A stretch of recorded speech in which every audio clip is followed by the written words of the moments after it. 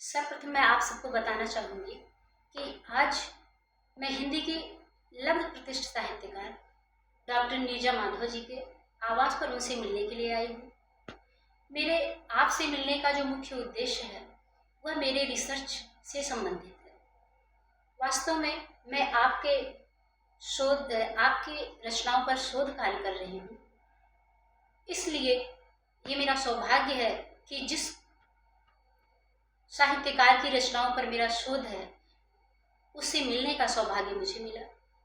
तो आइए आज की इस बातचीत में हम आपको हिंदी की वरिष्ठ साहित्यकार डॉक्टर नीरजा माधव जी से मिलवाते हैं। नमस्ते मैम। नमस्ते। मैं प्रतिमा द्विवेदी, शोध छात्रा, अवध विश्वविद्यालय अयोध्या। मेरा शोध शीर्षक निर्वासित जीवन तथा हिंदी निर्वासित जीवन और नीरजा माधव की का कथा साहित्य। इसको थोड़ा सा एडिट कर। मैं प्रतिमा द्विवेदी, शोध छात्रा, अवध विश्वविद्यालय अयोध्या। मेरा शोध शीर्षक निर्वासित जीवन और नीरजा माधव का कथा साहित्य है। आज मैं डॉक्टर नीरजा माधव जी से इस विषय पर कुछ बातचीत करूंगी जो आप सबको पहुंचाऊंगी।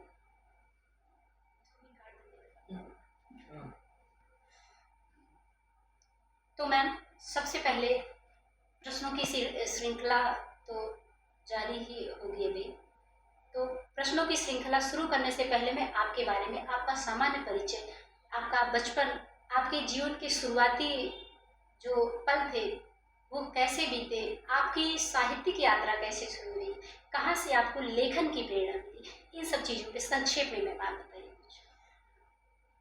संक्षेप में पूरा एक जीवन तो बताया नहीं जा सकता है, लेकिन फिर भी सरपट दौड़ तो लगाई जा सकती है।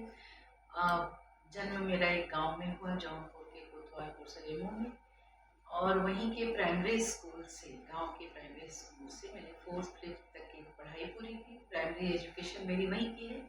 उसके बाद फिर मेरे पिताजी टीचर थे सरकारी विद्यालय के, तो उनका जहाँ जहाँ ट्रांसफ़र होता था मेरा भी एडमिशन वही हो जाता था और हम पिताजी के साथ पढ़ते थे। तो दरअसल जो साहित्य का बीज था वो मेरे भीतर पिताजी के कारण पड़ा, क्योंकि अक्सर पिताजी की साइकिल पर बैठकर जब मैं गांव जाती थी या स्कूल जाती थी, छोड़ने जाते थे, तो कई बार होता था कि पिता पुत्री के बीच में कुछ संवाद होता था। कभी कभी पिताजी पूछते थे साइकिल चलाते हुए, बड़ी होकर क्या बनोगे? तो मुझे ये समझ में नहीं आता था कि क्या बनना है, तो हम उन्हीं से पूछते थे क्या बने, तो बोले मैं तो चाहता हूँ तुम साहित्यकार बन जाओ। मुझे नहीं मालूम था कि साहित्यकार क्या होता है, लेखक क्या होता है, लेकिन हम उनको आश्वस्त करने के लिए बहुत प्यार करते थे मम्मी पिताजी को, तो उनको आश्वस्त, हाँ वो स्वाभाविक सी बात है, उनकी बेटी थी तो उन्हें तो करना ही करना था। तो उनको हम आश्वस्त करते हुए बोलते हाँ बन जाएंगे साहित्यकार।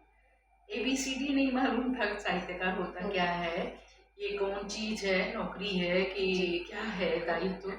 लेकिन पिताजी को आश्वस्त करने के लिए साहित्यकार बनने का हम उनको आश्वासन देते थे कि हाँ बन जाएंगे। तो कहीं ना कहीं एक मन में जो बीज पड़ा साहित्य की, और उनके साथ चलते हुए प्राय मेरे पिताजी प्रसाद की एक पंक्ति गुनगुनाते हुए चलते थे, ले चल मुझे बुलावा देकर मेरे नाविक धीरे धीरे। तो वो पंक्तियां आज भी मेरे कान में गूंजती हैं।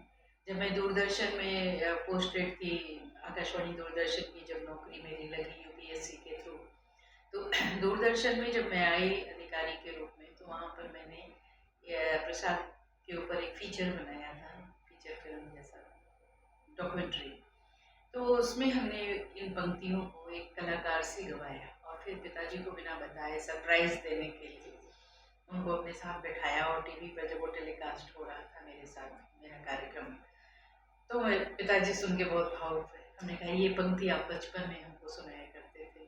तो यानी आपके कहने का मतलब ये है कि जो बीज, सबसे पहला बीज था वो वहीं से आया, वहीं से आया, पिता की उन पंक्तियों से। संस्कार, जो संस्कार था साहित्य का वो पिताजी से मिला। मैं बहुत अच्छा लगा कि पिताजी की बातों का आपने इतनी गंभीरता से उसको अपने मन में बैठाया और भविष्य में आपने उनकी सारी इच्छाओं, मुझे लगता है कि हर बेटी अपनी पिता को बहुत मानती है, बहुत प्यार करती जी मैम, ऐसा तो होता ही है संभवतः, लेकिन बहुत लोग होते हैं परिस्थितियों के वशीभूत होकर कुछ चीज़ें ऐसे हैं जो चाह कर भी नहीं कर पाते हैं, लेकिन ईश्वर और सब कुछ संयोग सुखद रहा और तो आपने ये तो बचपन रहा। जी आपके प्रश्न का सरपट जो जी उत्तर है वो ये है। फिर उसके बाद 9th क्लास से मैं आर्य महिला इंटर कॉलेज और फिर आर्य महिला पीजी कॉलेज, वहाँ से मेरी ग्रेजुएशन हुई। पोस्ट ग्रेजुएशन के लिए यानी एमए करने के लिए बीएचयू में गई। तो वहाँ पर अंग्रेजी और संस्कृत दोनों में मेरा एडमिशन हुआ था, लेकिन एक क्रेज था कि अंग्रेजी में पीएचडी करेंगे, अंग्रेजी में एमए करेंगे।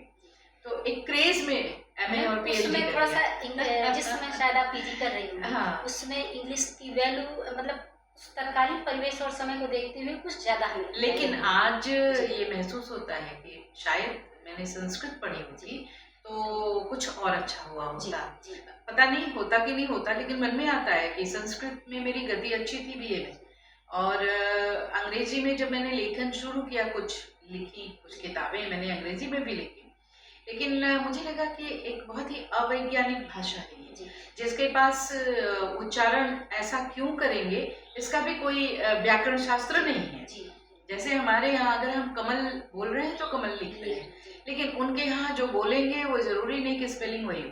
कई बार ऐसा होता है, हम बोलते हैं लाइफ और हाँ। उसको लिखते हैं KNIF। हाँ, तो तो ये थोड़ा सा अव्यवहारिक सा लगता है कि जब तक आप हर वर्ड को स्पेलिंग सहित याद न किए हों, तब तक आप सही नहीं लिख सकते हैं। और यहाँ अगर आपका ग्रामर सही है हिंदी में या संस्कृत में, तो जो भी आप लिखेंगे वो सही लिखेंगे।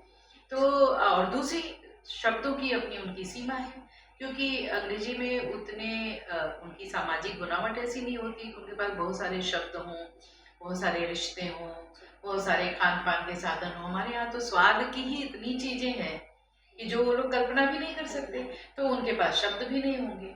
हमारे पास एक मिट्टी के बर्तन के लिए न जाने कितने शब्द हैं, पुरवा है, कलश है, कमोरी है, घड़ा है, सुराही है, न जाने कितने नाम हैं, लेकिन उनके यहाँ क्या है? Clay pot.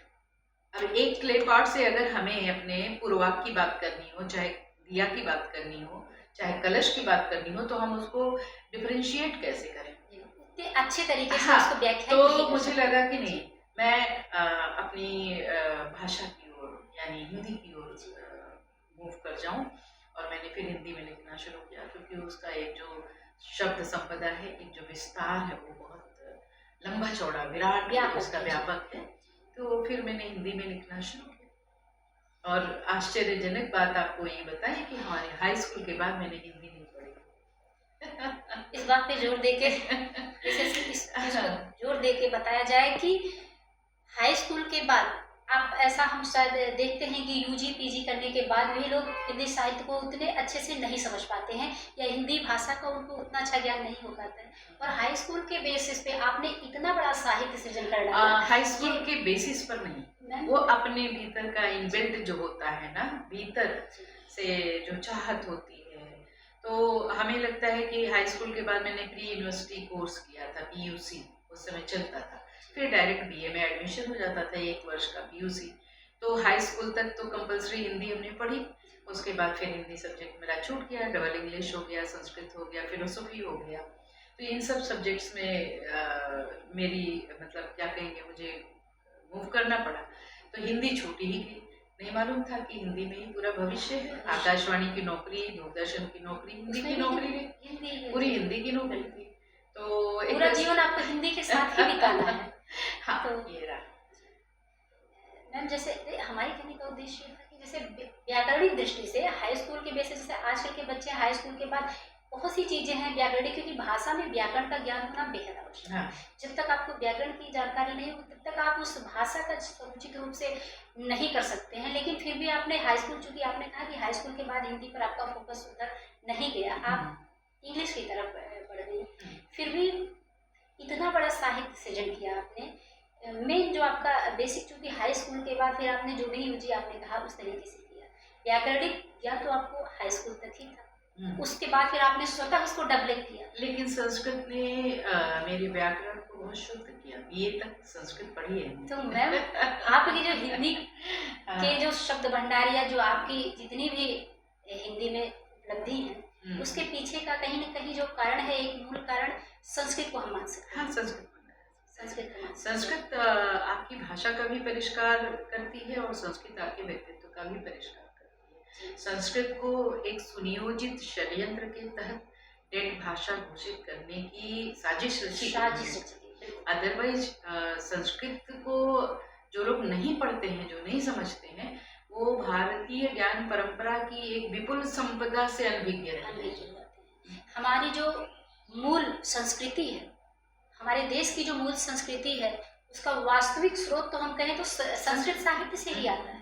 क्योंकि हम सब भी जानते हैं, इस बात पे थोड़ा सा जोर दिया जाएगा मैम की ये बात जो है कि जैसे हमारी हिंदी भारतीय संस्कृति जो है उसका मूल स्रोत संस्कृत ही है, क्योंकि संस्कृत की ही जननी पुत्री हिंदी को हम कहते हैं।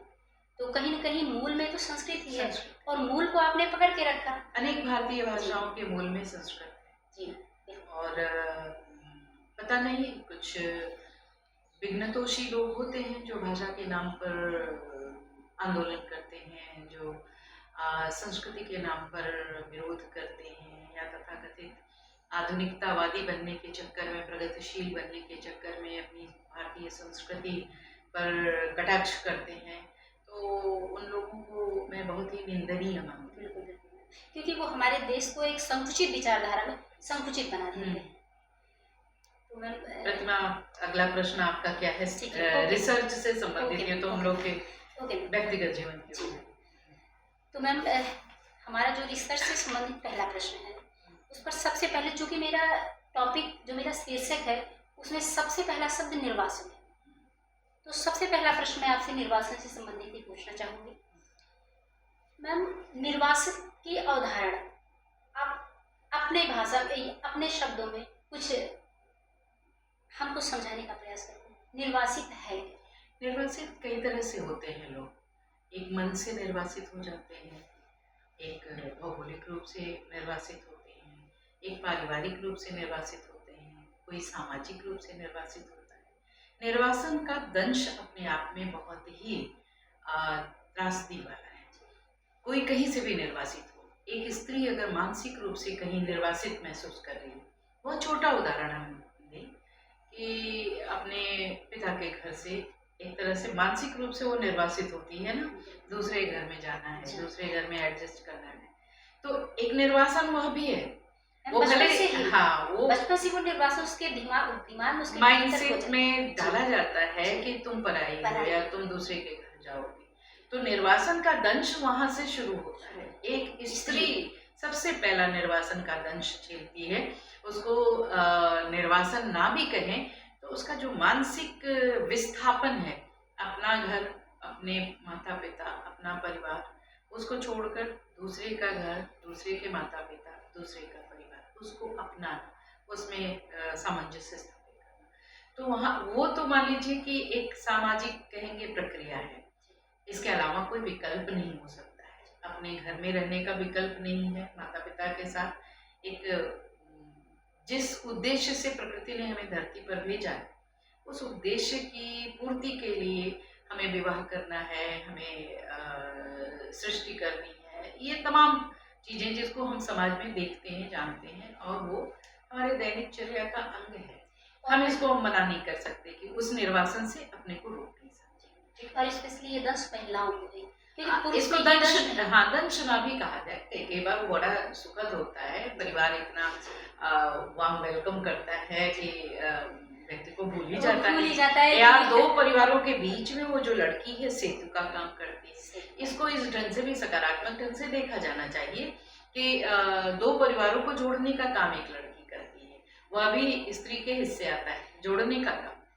तो ये तो निर्वासन एक तरह का हो गया। दूसरा निर्वासन होता है कि कुछ ऐसे लोग होते हैं जिनको बहुत विवशता में अपना घर परिवार छोड़ना होता है, समाज से भागना होता है, कहीं दूर, कहीं अभिशप्त जीवन उनको जीना होता है। उनको पता ही नहीं होता है कि हम जाएंगे कहाँ। जाएंगे जैसे कहाँ, उनका भविष्य जी, निर्णय। लड़की को तो पता होता है कहीं ना कहीं हमारी शादी होगी, वहाँ वो जाएंगे। तो निर्वासन का एक छोटा उदाहरण जी, दिया, वो जी, निर्वासन दरअसल नहीं है, वो दो जी। परिवारों को जोड़ने का एक वो है माध्यम। अगर हम तथाकथित प्रगतिशील महिलाओं की तरह से सोचना शुरू करेंगे जी, तो हम कहेंगे तो कि वो निर्वासन है, निर्वासन जी। निर्वासन है, अन्यथा नहीं। वो दो परिवारों के बीच सामंजस्य स्थापित होता है, वो लड़की करती है, लड़की के हिस्से, क्योंकि वो सृजनकर्त्री है, वह विध्वंसक नहीं। तो जोड़ने का काम हमेशा स्त्री करती है। दो परिवारों को जोड़ना हो, बच्चे में संस्कार डालना हो, पति को जोड़ना हो अपने से, सब कुछ उसके जित। तो उसको हम आज तथाकथित प्रगतिशील लेखिकाओं की तरह से हम उसे कह सकते निर्वासन या शब्द दे सकते हाँ स्त्री विमर्श में नहीं बांध सकते। अब निर्वासन जो मूल रूप से जिधर मैं फोकस करना चाह रही हूँ कि निर्वासन जैसे थर्ड जेंडर, आज तक कभी उनके निर्वासन के बारे में किसी ने नहीं सोचा जी। कि वो अपना घर परिवार छोड़कर क्यों उस अभिशप्त कम्युनिटी में, समुदाय में जाने के लिए विवश होते हैं, क्यों चले जाते हैं, आखिर वो कारण क्या है, क्यों उसके माता पिता अपने साथ नहीं रखते, वो जाता है, भाग जाता है तो भी क्यों रोकते नहीं, क्यों बुला के अपने परिवार में रखते नहीं। वो जो पीड़ा है उस निर्वासित व्यक्ति की, जिसमें उसका अपना कोई दोष नहीं है, प्रकृति ने उसके साथ कोई अन्याय किया, उसमें माता पिता का भी दोष नहीं, कोई हार्मोनल इम्बैलेंस हुआ जिसके कारण वो बच्चा थर्ड जेंडर में पैदा हो गया, तो उसका परिणाम क्या हुआ, जो प्रकृति के द्वारा दिया गया उसको, उस प्रकृति के दंश को झेलता है वो सामाजिक रूप से, कि समाज उसे स्वीकार नहीं करता, परिवार उसे स्वीकार नहीं करता, तो वो भाग जाने के लिए अपनी कम्युनिटी में अवश्य। तो एक निर्वासन वो है। एक निर्वासन आजकल हम लोग देख रहे हैं कि पूरे अपने देश से, भौगोलिक जो निर्वासन अपने देश से ही विस्थापित होना पड़ रहा है, छोड़ देना पड़ रहा है। मातृभूमि, अपनी राष्ट्रभूमि जो भी है, उसको छोड़कर वो किसी दूसरे देश में शरण लेते हैं, तो विस्थापन और निर्वासन का दंश वो भी झेल रहे हैं। जैसे आप तिब्बती शरणार्थियों को ले लीजिए, हाँ गेशे जंपा जो मैंने लिखा उपन्यास, और तेबसुदा में भी तो मैम ये बहुत अब आप इतना कारुणिक उसमें वर्णन है हाँ, कि उसको पढ़ते पढ़ते न जाने कितनी बार मेरे आंखों से आंसू निकले। हाँ, तो एक विस्थापन वो है, वही भौगोलिक विस्थापन कि एक राजनीतिक निर्णय होता है जिसमें प्रजा का कोई दोष नहीं, जनता का कोई दोष नहीं, और उन्हें रातों रात कहा जाता है कि आप पाकिस्तान चले जाओ, आप हिंदुस्तान चले आओ, क्रूरता के साथ। हाँ, और हिंदुस्तान जो लोग भेजे जाते हैं पाकिस्तान, तथा कथित भारत के ही एक टुकड़े को लेकर पाकिस्तान बनाने वाले लोगों के द्वारा जिस तरह से वहाँ के भारतीय जो हिंदू हैं, सिख हैं, उनको जिस तरह से लूटपाट और उनकी स्त्रियों की मर्यादा हनन के साथ यहाँ भेजा जाता है, उनके शवों को ट्रेन में भरकर भेजा जाता है, इससे बड़ी कारुणिक कथा और क्या होगी। फिर हाल में आप देखिए कश्मीर में कश्मीरी पंडितों का विस्थापन, कश्मीरी पंडितों का विस्थापन, उस विस्थापन को देखिए एक जेनोसाइड कहा जाएगा, नरसंहार। फिर से वो आजाद भारत के इतिहास का एक क्रूरतम घटना चक्र है। तो इस तरह से तमाम विस्थापन की त्रासदी जो भौगोलिक है, जो सामाजिक है, जो पारिवारिक है, उसको मैंने अपने साहित्य में लेने की कोशिश की। मैम साहित्य तो आपका बता दें, निर्वासन, ये मेरा सौभाग्य रहा कि मुझे निर्वासन और आपका साहित्य जोड़ के मिला, क्योंकि इससे बेहतर मेरे पास विकल्प नहीं होता। आपके साहित्य से ज़्यादा मुझे इस बिंदु पर और कहीं से मुझे लगता है मैटर उतनी आसानी से या उतना मिल ही नहीं पाता, और शायद इसीलिए यूनिवर्सिटी वालों ने मुझे ये टॉपिक अलॉट भी किया कि आपके साहित्य को देखते हुए। तो बातों के क्रम में चूँकि समय को भी हमें ध्यान में रखना है, तो हम अपनी बातों को आगे बढ़ाते हुए अपना दूसरा प्रश्न आपसे समझना चाहेंगे। मैम निर्वासन विमर्श की ओर, चूँकि इतना बड़ा साहित्य आपने लिखा है, तो आपका सबसे पहले ध्यान कब गया, क्यों गया, कैसे गया? अब देखो, जैसे तेभ्य स्वधा तो पहले लिखा था मैंने, उससे भी पहले मैंने लिखा था थर्ड जेंडर पर 2002 में यमदीप आया, 2004 में तेभ्य स्वधा आया। आई थिंक सबसे पहला जो था आपका निर्वासन से यमदीप है।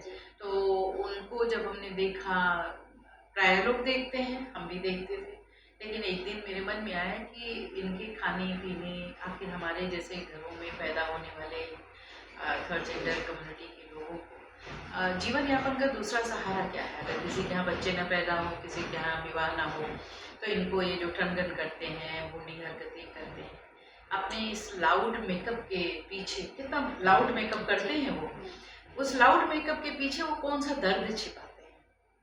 कोई ना कोई एक, जब हम चेहरे पर कोई मास्क लगाते हैं तो हम अपने ओरिजिनल चेहरे को छिपाना चाहते हैं, तो वो मास्क का ही तो काम कर रहा है जो उनका लाउड मेकअप है। आखिर उसके पीछे रीजन क्या है और कैसे वो खाते पीते होंगे? तो इस प्रश्न ने, इस मेरी जिज्ञासा ने, या कह लीजिए इस उद्वेलन ने मुझे उनकी बस्तियों की ओर ले जाने के लिए प्रेरित किया। मैं उनकी बस्तियों में जाती थी, उनके पास बैठती थी, उनसे उनके इंटरव्यूज करती थी।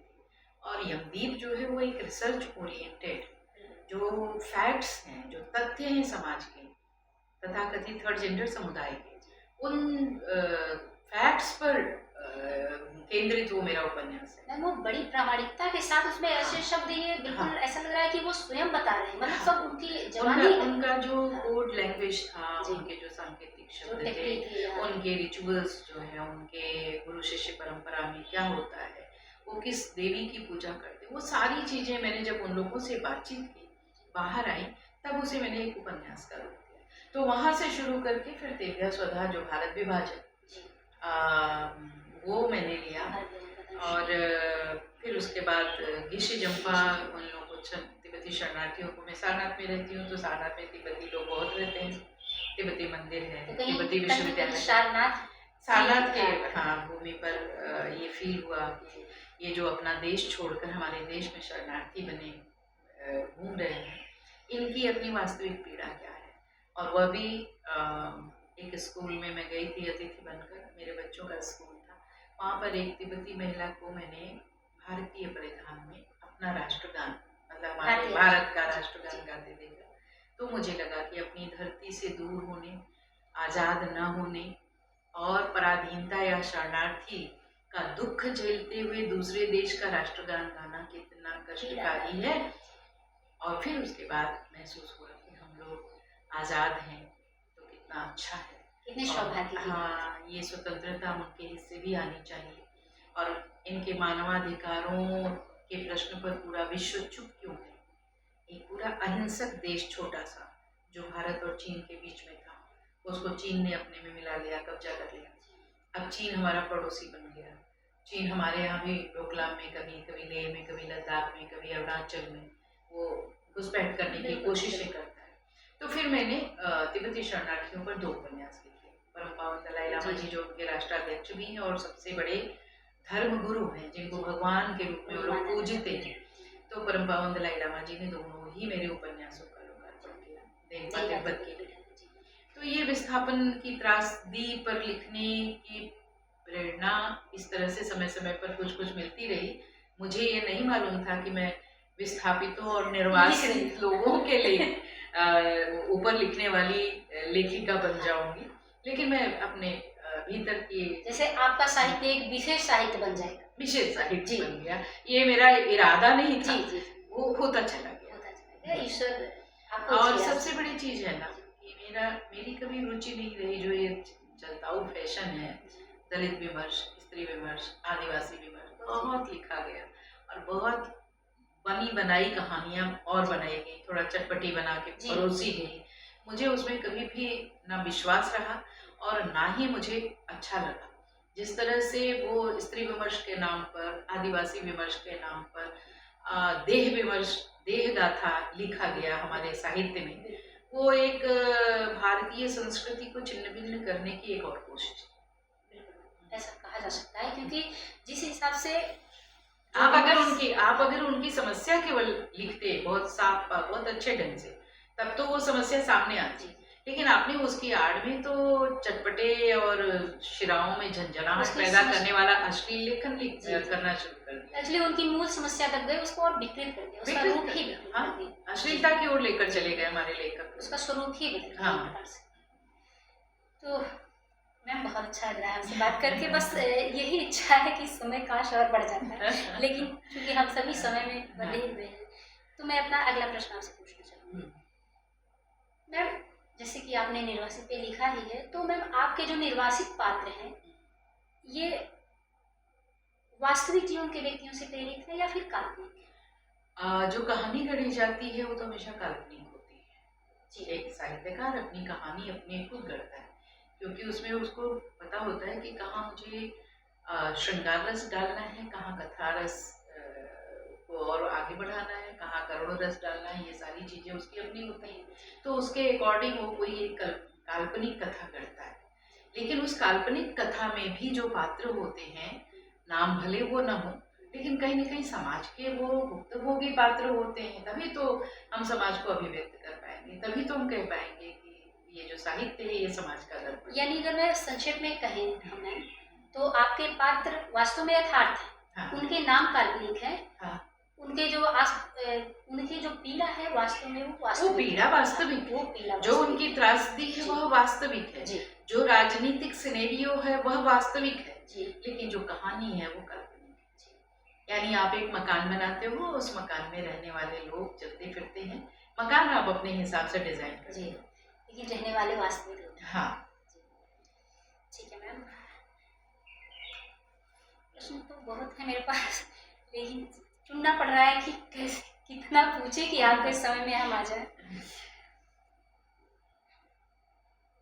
मैम, निर्वासन की पीड़ा को अभिव्यक्त करने के लिए जैसे आपने बहुत सी शैलियों का प्रयोग किया, आपकी इतनी रचनाओं में तमाम शैलियों का प्रयोग हुआ है, लेकिन निर्वासन की जो पीड़ा है उसको अभिव्यक्त करने के लिए आपने किस साहित्यिक शैली का प्रयोग किया? देखिए साहित्य में तमाम तरह के तकनीक होते हैं और मेरे साथ प्लस पॉइंट ये रहा है कि अंग्रेजी साहित्य मैंने पढ़ा है, तो मेरे पास दो साहित्य का या तीन कह लीजिए संस्कृत के, तो मैं उससे अपने आप को समृद्ध मानती हूँ कि मेरे पास तीन साहित्य का तमाम जो टेक्निक है वो मेरे पास है। जी तो हम डिफरेंट टाइप के टेक्निक्स का कौन सा उपन्यास या कौन सी रचना मेरी किस टेक्निक में ज़्यादा पाठकों को आकृष्ट करेगी, मैं उस टेक्निक का उपयोग करती हूँ। तो अपने और विषयों के हिसाब से आप हाँ, विषयों के हिसाब से, जैसे फ्लैशबैक है जी या डायरी शैली जी। है या कभी कभी स्वगत वाली शैली होती जी। है, तो बहुत सारी शैलियाँ हैं। वो आप उपन्यास आपने पढ़ा होगा, कहानियाँ पढ़ी मैम, जी होंगी। मैम, यानी विषयों के हिसाब से ही आप उनका विषय चुनाव करते विषय हैं। हाँ जी। बिल्कुल। मैम, एक प्रश्न है कि निर्वासन, नो डाउट उसमें पीड़ा तो है ही, हम्म, लेकिन मैम इसमें एक और हम इसको एक और एंगल से, एक नज़रिए से अगर हम देखना चाहें, तो निर्वासन सिर्फ पीड़ा ही देता है या आत्मबोध का अवसर भी प्रदान करता है? अब जो निर्वासित होता है उसके पास इतना विवेक तो रह नहीं जाता है कि वो आत्मबोध भी उस समय कर रहा है कि नहीं कर रहा है। वो जब लिखने वाला जो होता है वह उसको आत्मबोध करवा सकता है अपने लेखन में, लेकिन जिस समय कोई निर्वासन की पीड़ा झेल रहा है वह केवल पीड़ा महसूस कर रहा है, वो कुछ और भी नहीं महसूस कर सकता कि इसके द्वारा मेरा परिष्कार हो रहा है, इसके द्वारा मुझे ये अनुभव प्राप्त हो रहा है। ये सब फिलोसफी उसके साथ नहीं रहती है। तो पीड़ा पीड़ा है, वह पीड़ा वो व्यक्ति झेल रहा है, लिखने वाला उसमें आत्मबोध ही देख ले तो बात अलग है। मैम, इस प्रश्न के जवाब से मुझे ऐसा लगा कहीं ना कहीं वो व्यक्ति की पीड़ा आप स्वयं अनुभव की हैं, कि जिस तरीके से आपने बिल्कुल सच्चाई के साथ क्लियर कट में कहा कि वो आत्मबोध नहीं हो सकता, क्योंकि निर्वासन उसका जो है वास्तव में उसको पीड़ा ही दे सकता है। निर्वासन की स्थिति कभी सुखद हो ही नहीं सकती, कभी नहीं। तो उसमें आत्मबोध जैसा कोई तत्व आ ही नहीं सकता। वही बात। मैम, एक क्वेश्चन था, जैसे कहानियों में जो आपके कहानियों में भी निर्वासन का तथ्य है, तो कहानियों में जो स्त्री पात्रों का निर्वासन है वो पुरुष पात्रों की अपेक्षा, मतलब उन दोनों में अंतर क्या है, या उन दोनों? देखो निर्वासन तो निर्वासन होता है, वो स्त्री और पुरुष नहीं होता है। पीड़ा पीड़ा होती है, स्त्री पुरुष नहीं, दोनों ही समान रूप से झेलते हैं, परिस्थितियां बस थोड़ी अलग अलग हो जाती हैं। तो ये नहीं कहा जा सकता। हाँ, लैंगिकता के कारण, स्त्री होने के कारण स्त्रियों की पीड़ा थोड़ी सघन रहती है पुरुषों की अपेक्षा, दोहरी हो जाती है। हाँ, पुरुष मान लीजिए कि परेशान है, मान लीजिए निर्वासित है, मान लीजिए उसके पास छत नहीं है सिर के ऊपर, वो फुटपाथ पर सो लेगा, लेकिन स्त्री एक बार फुटपाथ पर सोने से पहले हिचकेगी कि मैं यहाँ पर सोऊंगी तो आने जाने वाले लोग या अगल बगल के लोग कैसा व्यवहार करें, उसको तमाम प्रकार की तो कहीं ना कहीं थोड़ी सी उसकी जो पीड़ा होती है वो पुरुषों से अलग हो जाती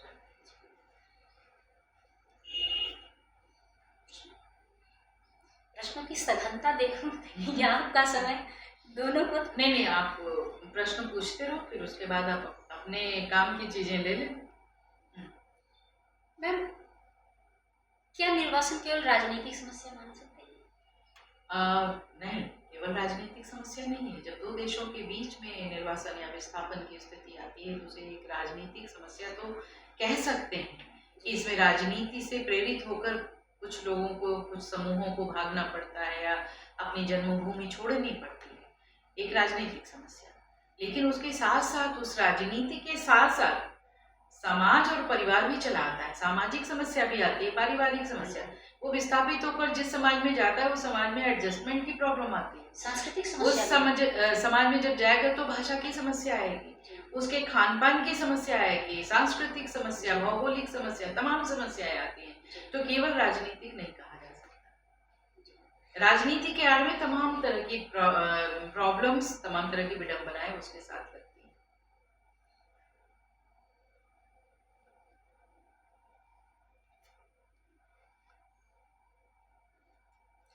हाँ, एक क्वेश्चन, चूंकि मैं स्वयं एक शोधार्थी हूँ और इसलिए इस भाव को बखूबी समझ सकती हूँ, इस फीलिंग को बेहतर समझ सकती हूँ कि जैसे कोई शोधार्थी है मेरी ही तरह, तो आपकी रचनाओं में निर्वासन विमर्श का अध्ययन करते समय उसको किन बिंदुओं पर ध्यान दें, ये आप ये तो देखो, शोध करने वाला जाने कि किस एंगल से वो करना चाह रहा है शोध। कई बार सामाजिक परिस्थितियां हो सकती हैं, कई बार साइकोलॉजिकल प्रॉब्लम्स भी हो सकती हैं। तो वो किस एंगल से रिसर्च कर रहा है उसके गाइड जानेंगे, तय करेंगे, और वो शोधार्थी तय करेगा। उसमें लेखक की कोई भूमिका नहीं होती है। नहीं मैम, जैसे आप विशेष प्रकार की, मैं ऐसा कह सकती हूँ कि आपका साहित्य थोड़ा सा अलग है। जो साहित्य सामान्यतः साहित्य विमर्शों में आ रहे हैं, प्रासंगिक है इस समय या पुराने हो चुके हैं, लेकिन उससे थोड़ा सा हट के आपका तो, क्योंकि आपका जो मुद्दा है ज्वलंत भी है, प्रासंगिक भी है और बिल्कुल अलग है।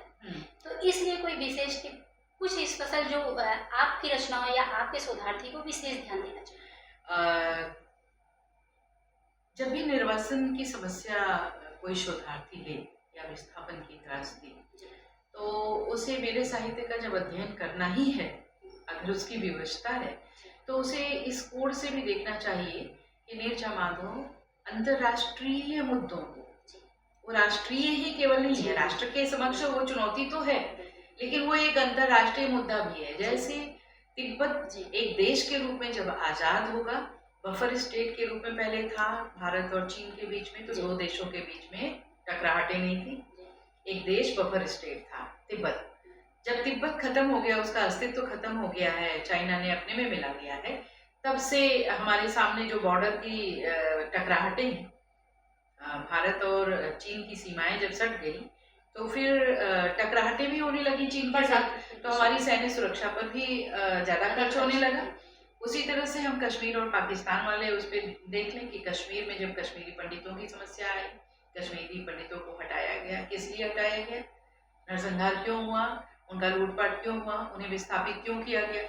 इसलिए कि कश्मीर पर किसी की इविल आइज, जिसको कहते हैं, बुरी दृष्टि थी। तो कश्मीर, अब वो कश्मीर नहीं है, कश्मीर आदिकाल से भारत का एक अंग रहा है, हमारी प्रार्थनाओं का देश रहा है, हमारे देवी देवता वहाँ पर रहे, हमारे आदि शंकराचार्य वहाँ गए थे, वहाँ शारदा देवी का मंदिर है, वहाँ कृष्णा नदी है, वितस्ता है, तो संस्कृत साहित्य की जो परंपरा है, शैव परंपरा वहाँ पर शैव से पूरी जुड़ी हुई है। तो कश्मीर पर कोई कुदृष्टि लगाए डाले, यह तो बाद के काल की विडंबना कही जाएगी। अन्यथा कश्मीर शुरू से मेरा रहा है, मतलब मेरा मतलब मेरे देश का, हमारा। तो जब भी कोई शोधार्थी निर्वासन या विस्थापन की त्रासदी पर करे, तो भारत के संदर्भ में उसकी प्रासंगिकता को अवश्य रेखांकित करे और जाने कि ये बॉर्डर प्रॉब्लम है। एग्जैक्टली, बिल्कुल।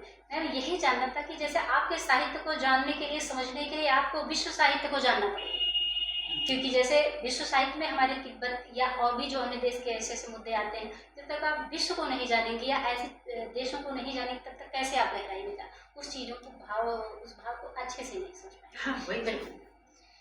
तो मैम, एक प्रश्न है चूँकि अब साहित्य विमर्श तो तमाम विमर्श खड़े हुए हैं और मुझे लगता है कि ये विमर्श तो बहुत ज्वलंत है और होना चाहिए। जो आपका विमर्श है, जैसे आपने जो चीज़ें इस हमारी हिंदी साहित्य में नई चीज़ें जो लाई हैं, उस पर अभी होना चाहिए विमर्श। अभी बहुत ज़रूरत है, अभी उसमें बहुत काम होना चाहिए। तो मैम, जैसे निर्वासन विषय में हिंदी साहित्य की संभावनाएं कितनी है और क्या है, कितनी क्या देखो प्रतिमा, निर्वासन विस्थापन या जो राजनीतिक एक तरह से कहा जाए कि एजेंडे के तहत कहीं कुछ इस तरह की विडंबना मानव समूहों के सामने आती है, तो उसके लिए पहले तो आपको एक बहुत अध्ययन की आवश्यकता है कि आप अंतर्राष्ट्रीय जो राजनीति है उसको भी जानें और देशों की जो सीमाएं हैं उसको जानें, उसका जो कल्चर है उसको जानें, उसका जो स्वभाव है। अभी जैसे मेरी एक पुस्तक है भारत का सांस्कृतिक स्वभाव, उसको राजभाषा गौरव सम्मान मिला गृह मंत्रालय से। तो भारत के सांस्कृतिक स्वभाव में निबंध शैली में मैंने तमाम चीजें जो भारत में संस्कृति के रूप में प्रचलित हैं, पर्व, उत्सव, वैचारिक विमर्श, ये सब भारतीय संस्कृति एक प्रकार से आपने समेट। तो आपको इसी तरह से जब आप निर्वासित जीवन के बारे में या विस्थापन की त्रासदी के बारे में लिखना चाहेंगे, तो आप सतही लेवल पर जानकारी हासिल करके या एक दो किसी की किताब पढ़ के और उसमें से कुछ स्नैच करके, जैसा बाद में परवर्ती साहित्यकारों ने थर्ड जेंडर के बारे में किया कि उनकी बस्तियों में न जाके उनकी और किसी समस्या को न लेकर वो उसी में से थोड़ा थोड़ा लिखी लिखाई समस्या को ही पुनः उन्होंने अपनी कहानी बना दिया। तो ये काम करने से तो कुछ बात बनने वाली नहीं है। तो विमर्श जो खड़ा करना होता है, तो कुछ मान लीजिए शुरू हमने कर दिया किसी चीज के लिए, अब उसको आप उससे आगे चलकर कुछ लिखेंगे तब तो साहित्यिक विमर्श आगे जाएगा और आप उतने में ही रुके रह जाएंगे। तो साहित्य में निर्वासन या विस्थापन वाली जो त्रासदी है वो भी अंतर्राष्ट्रीय स्तर की, दो देशों के बीच की जो समस्या है, उसके लिए आपको अंतर्राष्ट्रीय साहित्य से, अंतर्राष्ट्रीय राजनीति से भी परिचित होना चाहिए। जैसे अभी ये एक नई जानकारी हम दे रहे हैं कि जैसे अभी बहुत कभी कभी आपको लिखा मिल जाएगा बीएचयू के दीवारों पर, ब्राह्मण तेरी कब्र खुदेगी बीएचयू की धरती पर, या जेएनयू में कोई नारा लिखा मिल जाएगा, या सोशल मीडिया पर आप देखिए तो ब्राह्मणों के विरुद्ध बड़े नैरेटिव गढ़े जा रहे हैं, ये मूल निवासी नहीं, यहाँ के ये नहीं है, वो नहीं। कोई कह सकता है कि ये भारत देश जहाँ पे सभी स्वतंत्र हैं, वहाँ की किसी एक कम्युनिटी के लिए इस तरह की बातें की जा रही हैं, तिलक तराजू और तलवार, इनको मारो जूते चाट, इस तरह की जो अवधारणा बन रही है, जो नैरेटिव्स बन रहे हैं, तो इसको देखने के बाद थोड़ा कहीं ना कहीं मेरे भीतर भी उद्वेलन आया कि ये तो बहुत गलत हो रहा है किसी एक कम्युनिटी का। तो मैंने एक नवन्यास करके, उपन्यास नहीं, नया प्रयोग किया, नवन्यास, ब्राह्मणों उसका शीर्षक ही है, ब्राह्मणों, और उसमें मैंने नैरेटिव्स जो गढ़े जा रहे हैं ब्राह्मणों के विरुद्ध, आज से नहीं, न जाने कितनी सदियों से, 74 मन जनेऊ तोलवाने की बातें तो इसी समाज में प्रचलित है ना।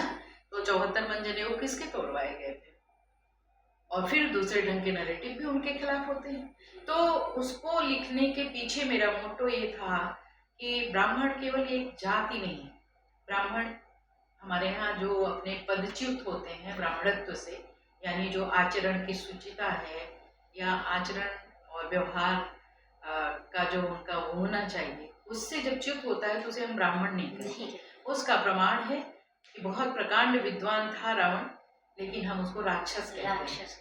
हाँ, और संविधान विश्वकर्मा जी को क्या मानता है, लेकिन हमारा जो ब्राह्मण समाज है वो विश्वकर्मा को भगवान बना के पूजता है।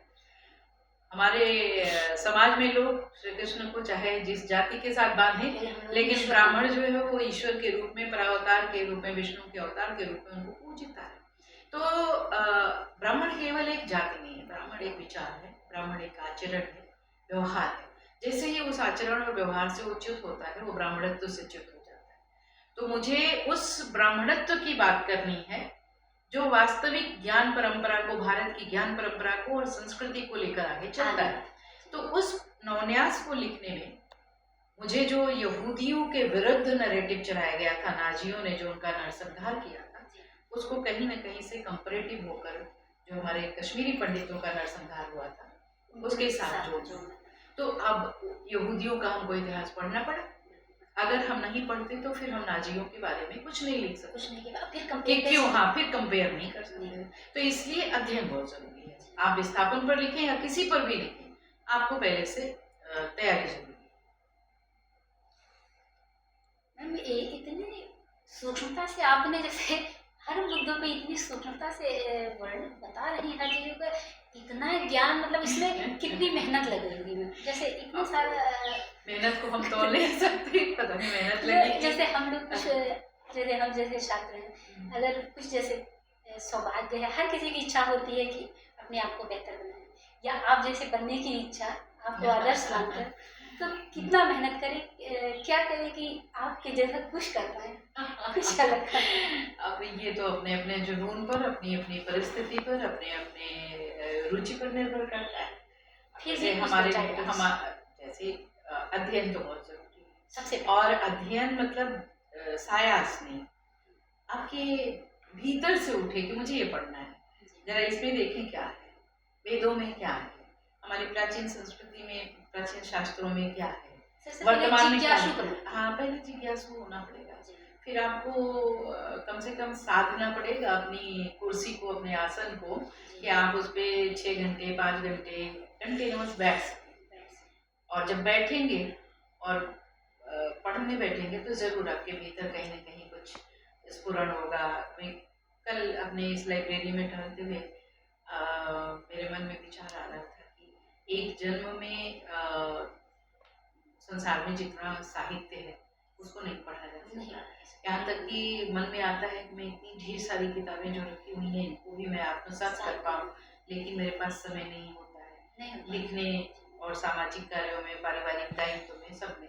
तो एक जैसे लगता है कि अभी बहुत कुछ तो शेष है, कुछ भी तो नहीं पढ़ा, अभी कुछ भी नहीं। अपने आप में एक संतुष्टि नहीं हो पाती है। एक साइंटिस्ट था ना, साइंटिस्ट था, उससे पूछा कि आप इतने बड़े वैज्ञानिक हैं, तो उसने कहा नहीं, मैं बड़ा वैज्ञानिक नहीं हूँ, अभी तो मैं ज्ञान के समुद्र के किनारे बैठकर कुछ कंकड़ पत्थर उछाल रहा हूँ। तो हमें लगता है कि हम लोगों की भी स्थिति वैसी है, अभी हम ज्ञान के समुद्र में गोता भी नहीं लगा पाएगा। मैम मेरा अगला क्वेश्चन होगा, जैसे कि अभी इस पर हमने हालांकि चर्चा की इससे पहले, लेकिन पुनः मैं इस पर आना चाहूँगी कि निर्वासन विमर्श को मैम उत्तर आधुनिक या मानवाधिकार विमर्श से जोड़कर देखा जा सकता है। उत्तर आधुनिक और आधुनिक ये सब टर्म्स जो होते हैं ना, ये बस केवल दिखावे के हैं, फैशन के हैं। क्या उत्तर आधुनिक होता है? आज के 200 साल बाद क्या कहोगे उत्तर आधुनिक को? आज के 100 वर्ष बाद आप समकालीन को क्या कहोगे? तो हमारे यहाँ काल विभाजन ये बहुत बेवकूफ़ी भरा है ये समकालीन है, और समकालीन का एक पीरियड फिक्स कर दिया। तो आज वाले को समकालीन नहीं कहोगे क्या? समकालीन यानी हमारे बराबर जो चल रहा है, हमारे समय का जो साहित्य है। तो आपने समकालीन को तो एक खांचे में बांध दिया उधर 60 के दशक के बाद। अगर हम सही हैं तो हिंदी साहित्य मेरा विषय भी रहा। अब समकालीन, आज के समकालीन को आप क्या कहोगे? 100 साल के बाद का जो लेखक होगा वो कहाँ जाएगा? तो आपने तो काल विभाजन ही बहुत अजीब ढंग से किया। आपने वीर गाथा काल कर दिया। क्या सारे कवि वीर गाथा ही लिख रहे थे? क्या किसी कवि ने प्रेम नहीं लिखा? तो क्या कहेंगे उसको? वीर गाथा काल था। ठीक है, प्रवृत्तियों के आधार पर कालखंड निर्धारित हो जाता है। तो उत्तर आधुनिक की बात मैं नहीं करती, उत्तर आधुनिकता को एक किनारे करो। हाँ, मानवाधिकारों का प्रश्न शाश्वत प्रश्न है, इसलिए शाश्वत प्रश्न से जोड़ता है। अब मैं थोड़ा सा मैं अपने विषय पर आऊँगी, आपके उपन्यासों पर आऊँगी। पहला प्रश्न जो मेरा होगा, आपका जो उपन्यास गे से जंपा है, तिब्बती समाज के सांस्कृतिक और भौगोलिक निर्वासन का एक जीवंत दस्तावेज है। ये तो हमने भी पढ़ा है। एक भारतीय लेखिका होते हुए आपने तिब्बती लामा और वहाँ के नागरिकों की जड़ों से उखड़ने की पीड़ा को इतनी आत्मीयता के साथ कैसे महसूस किया है? कैसे मैंने बताया ना कि उसका कारण एक वो महिला थी, तिब्बती महिला जो राष्ट्रगान गा रही थी। तो कहीं न कहीं वो एक उद्वेलन था कि इनके बारे में मैं कुछ लिखूं। और जब मैं किसी के बारे में कुछ लिखती हूँ तो पहले मैं उनके बारे में पूरा रिसर्च करती हूँ। ऐसा नहीं है कि कुछ भी लिख दिया या किसी एक बिंदु को देखा और पूरा हाँ, नहीं, ऐसा नहीं होता है। तो और उनके नाम ही इतने टिपिकल होते हैं कि दूसरे लेखक क्यों नहीं आ पाए अभी तक तिब्बत ये के हाँ तिब्बत प्रश्न के है। मुद्दे, हाँ तिब्बत के मुद्दे पर या अन्य मुद्दों पर लिखने के लिए, अंतर्राष्ट्रीय मुद्दों पर दूसरे लेखक जल्दी आगे क्यों नहीं आते जबकि हैं? हमारे हिंदी साहित्य में हाँ, क्योंकि साहित्यकारों उनको की भरमार है। उनको मेहनत करनी पड़ेगी, उन्हें पढ़ना पड़ेगा, उनकी कम्युनिटी में जाना पड़ेगा, उन्हें मालूम होना चाहिए कि लोब्जन नाम होता है, टंचू ढोंडप होता है नाम, सोनम डप्पा होता है। तो ये सारे जो नाम हैं, केवल नाम ही इकट्ठा करने में उनको बहुत एक्सरसाइज करना होगा। उच्चारण ही करना इतना कठिन है। हाँ वही चीज है। तो अब उसके लिए तैयारी तो पहले करनी पड़ेगी कि अगर आप एक ऐसे जो आपसे बिल्कुल अलग थलग कल्चर है, जो तो उसके बारे में अब आप तिब्बत जा नहीं सकते, चाइना का रेस्ट्रिक्शन है, तो आपको उनके पूरे साहित्य को उनके लोगों के बीच में बैठकर जानना, उनका लोसर क्या होता है, उनका जीवपा क्या होता है, थुक्पा क्या है, मक्पा क्या है, ठीक है, हुआ क्या है, इन सारे शब्दों को पकड़ना है आपको, तब तो आप उनके भाव को हाँ, बखूबी समझ उनके भाव को, उनके कल्चर को, उनके रहन सहन को, वो क्योंकि हर शब्द में एक भाव छुपा होता है, तो बिल्कुल। उस भाव अब जैसे हमारे यहाँ विवाह के बाद सिंदूर लगाते हैं, उनके यहाँ पांचेन पहनते हैं। अब पांचेन क्या है आपको जानना पड़ेगा कि पांचेन क्या, कैसे पहनते हैं, क्या पहनते हैं, जेड क्यों पहनते हैं वो लोग, तो ये सारी चीजें, तो उसके लिए आपको तैयारी करनी पड़ेगी, और वो रिसर्च बिना किए आप अंतर्राष्ट्रीय मुद्दों को या कोई भी मुद्दा जब लिखेंगे तो सतही लेखन हो जाएगा।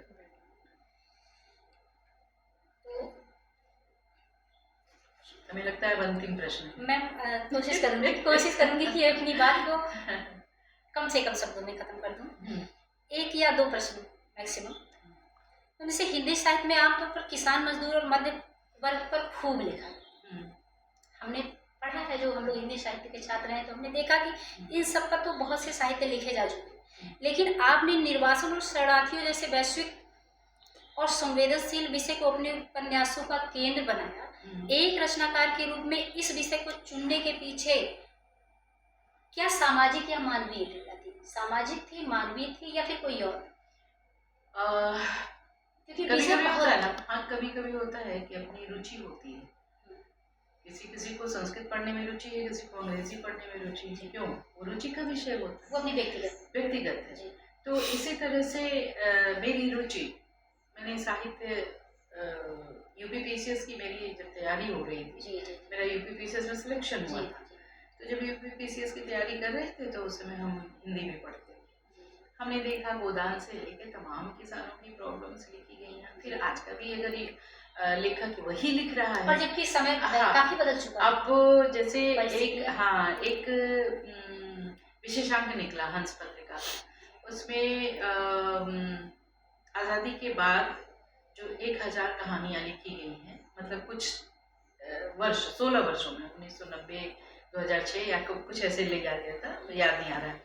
उस विशेषांक में 1000 कहानियों में से 11 कहानियों का चयन हुआ, मतलब सर्वश्रेष्ठ 11 कहानियां। उसमें मेरी एक कहानी चुनी गई, चुपचाप धारा रोना नहीं, जो बाल श्रम पर है कहानी, पढ़ी होगी बिल्कुल। हाँ, तो हाँ, उसमें एक कहानी और है जिसमें आज भी वो जो किसान है, उस मतलब खेतों में काम कर रहा है, और जो जमींदार है वो गुलाबी रंग का साफा लगाए हुए, फला फला फला, अरे ट्रैक्टर से अब खेती हो रही है, अब कहाँ का श्रमिक और कहाँ बैलगाड़ी और कहाँ हल और कहाँ जुआट और उसका हो।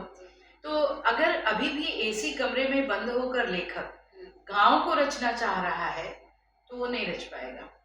अभी गांव में इतने परिवर्तन हो चुके हैं कि आप गांव जाकर पहले देखो कि क्या हो रहा है वहां पर। वहां दूसरी समस्याएं आ गई, बिल्कुल। वहां बैंक महाजन बन गया, अब महाजनी सभ्यता खत्म हो गया। बैंक वाले जो है आपको लोन देते हैं बड़े आकर्षक उस पे बातचीत पर, और फिर आपका उठा के कोई चीज जब्त कर लेने में भी संकोच नहीं करेंगे, तो महाजन तो अब बैंक बन गया। पहले तो केसीसी के लिए आपको फोर्स करेंगे, जबरदस्ती, आपको यहाँ तक कि जबरदस्ती केसीसी देने का मतलब प्रस्ताव रखते हैं। तो अब लेखन से अगर वो चीजें गायब रहेंगी तो पाठक उसके साथ जुड़ेगा, क्योंकि अगर आप हल की बात करेंगे, बैलों की बात करेंगे, और खेती हो रही है ट्रैक्टर से, थ्रेशर से वो गेहूं निकाला जा रहा है, अब आप उस पर बैलों से पैर दबा के और ओसाते हुए दिखाएंगे तो वो तो किसानों से बिल्कुल परे। तो वो चीजें मुझे जमी नहीं कि मतलब इस पर बहुत सारे लोग लिख रहे हैं, लेकिन मेरी अपनी जो रुझान थी, और युग की ये मांग भी नहीं थी। हाँ, युग की मांग नहीं, वो तो एक पूरा ऐसा सतही साहित्य जी। कह लिया जाए कि मैं साहित्यकार हूँ, ये कहलाने के लिए कुछ भी मैं लिख दूँ। जी। और एक होता है कि मुझे कोई साहित्यकार कहे ना कहे, लेकिन मैं अपनी देश की समस्या जो है उसको मैं लिखूँ।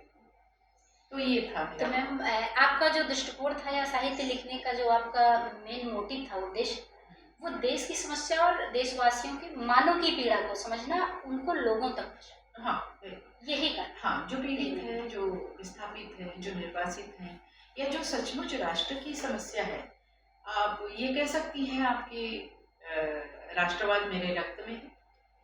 क्योंकि अगर अपने देश से प्रेम करना, हम गंगा से अगर प्रेम नहीं कर पाएंगे तो क्या हम टेम्स से जाएंगे प्रेम करने?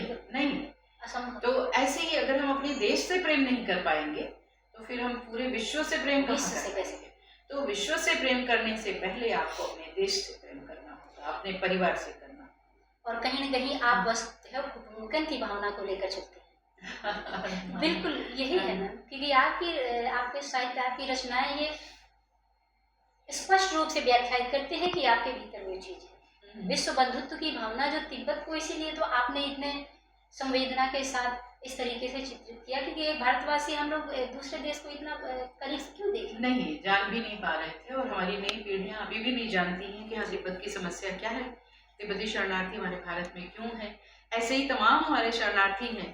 अब सबके नाम लेना उचित नहीं होगा क्योंकि उस पर मेरा साहित्य नहीं लिखा गया अभी तक, तो इसलिए उसको अभी हम चिन्हित भी नहीं करना चाहेंगे। लेकिन समाज देख रहा है, राजनीति देख रही है कि किस किस तरह के लोग हमारे देश में शरण लिए हुए हैं। तो तिब्बतियों का शरणार्थी होना तो हम सबके सामने है, पूरे विश्व के सामने है, और वो शरणार्थी अपने नाम के सामने जुड़ा रखना चाहते हैं।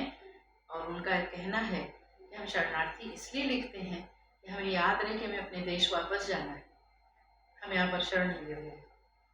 ये यानी ये कचोट, ये पीड़ा उनके भीतर अभी भी बनी हुई, और अभी भी वो कहते हैं कि हम पोताला में जाएंगे, प्रोबोलिंका में रहेंगे, हम अपने तिब्बत जाएंगे, वहाँ पर अपना लोसर मनाएंगे। लोसर मतलब नया वर्ष। जी। तो कितना कारुणिक होता होगा।